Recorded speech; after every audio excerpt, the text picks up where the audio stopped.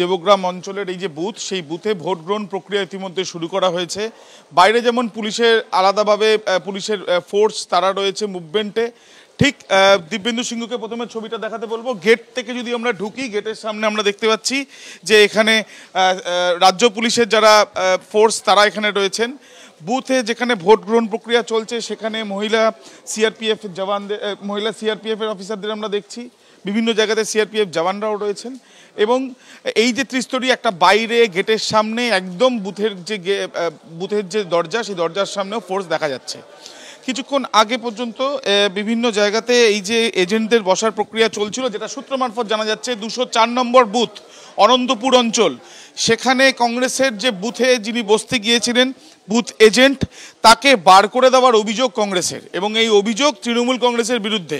যদিও এই বিষয় নিয়ে তৃণমূল কংগ্রেসের প্রতিক্রিয়া পাওয়া যায়নি।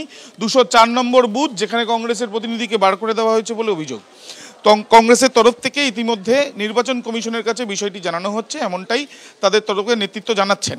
কিন্তু এই যে নির্বাচনে আজকে যে উপনির্বাচনের যে ভোট গ্রহণ প্রক্রিয়া ইতিমধ্যে 7টা থেকে শুরু হয়ে গেল, সেখানে 14 কোম্পানি সেন্ট্রাল ফোর্স থাকছে, এছাড়াও 1300 পুলিশ মোতায়েন থাকছে, এমনটাই জেলা পুলিশ সূত্র থেকেও জানা যাচ্ছে।